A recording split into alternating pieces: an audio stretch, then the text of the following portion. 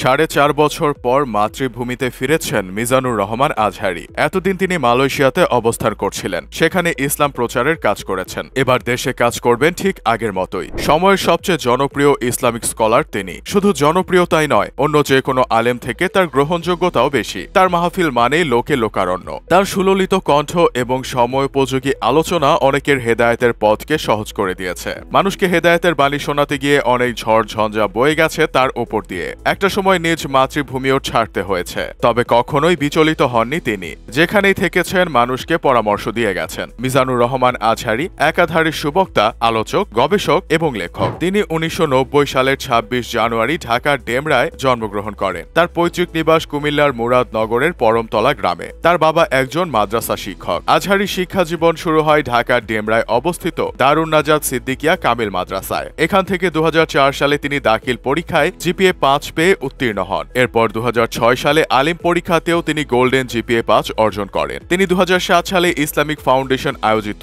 মিশর সরকারের শিক্ষাবৃত্তি পরীক্ষায় অংশ নিয়েছিলেন। এখানেই তার জন্য দারুণ এক সুযোগ তৈরি হয়। এই পরীক্ষায় প্রথম স্থান অধিকার করে তিনি আল আজহার বিশ্ববিদ্যালয়ে আন্ডার গ্র্যাজুয়েট করার জন্য মিশরে যান। সেখান থেকে ডিপার্টমেন্ট অফ তাফসির অ্যান্ড কুরআনিক সায়েন্স থেকে ২০১২ সালে শতকরা ৮০% সিজিপিএ নিয়ে অনার্সে উত্তীর্ণ হন। আল আজহার বিশ্ববিদ্যালয়ে পড়ার কারণেই তার নামের পাশে আজহারী উপাধি যুক্ত হয়েছে। মিশরে ৫ বছর শিক্ষাজীবন অতিবাহিত করার পর ২০১৩ সালে তিনি মালয়েশিয়া যান। সেখানে গার্ডেন অব নলেজ খ্যাত ইন্টারন্যাশনাল ইসলামিক ইউনিভার্সিটি থেকে পোস্ট গ্র্যাজুয়েশন সম্পন্ন করেন। এরপর মালয়েশিয়ার ইন্টারন্যাশনাল ইসলামিক ইউনিভার্সিটি থেকে এমএফএল এবং পিএইচডি করার সিদ্ধান্ত নেন। সে লক্ষ্যে ২০১৬ সালের মধ্যে তিনি এমএফএল সম্পন্ন করেন। তার গবেষণার বিষয় ছিল human embryology in the holy Quran. তারপর একই বিশ্ববিদ্যালয়ে তিনি পিএইচডি প্রার্থী হিসেবে মনোনীত হন। তিনি human behavioural characteristics in the holy Quran and analytics স্টাডির ওপর পিএইচডি গবেষণা করছেন। তার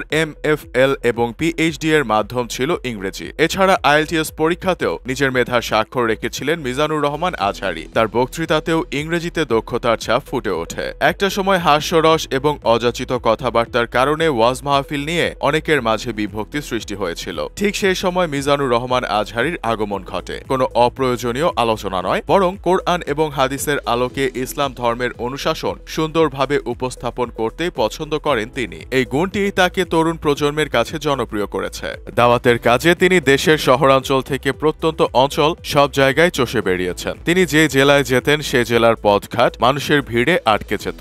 অল্প সময়ে এমন খ্যাতি এবং সম্মান খুব কম মানুষই পেয়েছেন। বাংলা, আরবি এবং ইংরেজি ৩ ভাষাতেই কথা বলতে পারেন বলে সকল শ্রেণীর মানুষ তার আলোচনা শুনতে অভ্যস্ত। তাফসির মাহফিল করার ক্ষেত্রে আরেকটি সুনির্দিষ্ট নীতি অবলম্বন করেন তিনি। মাহফিলের আগে হাদিয়ার জন্য মাহফিল কমিটির সাথে তিনি চুক্তিবদ্ধ হন না। মিজানুর রহমান আজহারী বিশ্বের বিভিন্ন দেশে ভ্রমণ করেছেন, অংশ নিয়েছেন বহু সভা ও সেমিনারে। সরাসরি মাহফিল করা ছাড়াও সোশ্যাল মিডিয়ার মাধ্যমে সবার সাথে যুক্ত থাকেন তিনি। তার ভেরিফাইড ফেসবুক পেজে ৬৫ লাখের অধিক ফলোয়ার রয়েছে। অতীতে বৈশাখী টেলিভিশনে ইসলাম ও সুন্দর জীবন নামের একটি অনুষ্ঠানে তাকে দেখা যেত। ব্যক্তিগত জীবনে তিনি বিবাহিত।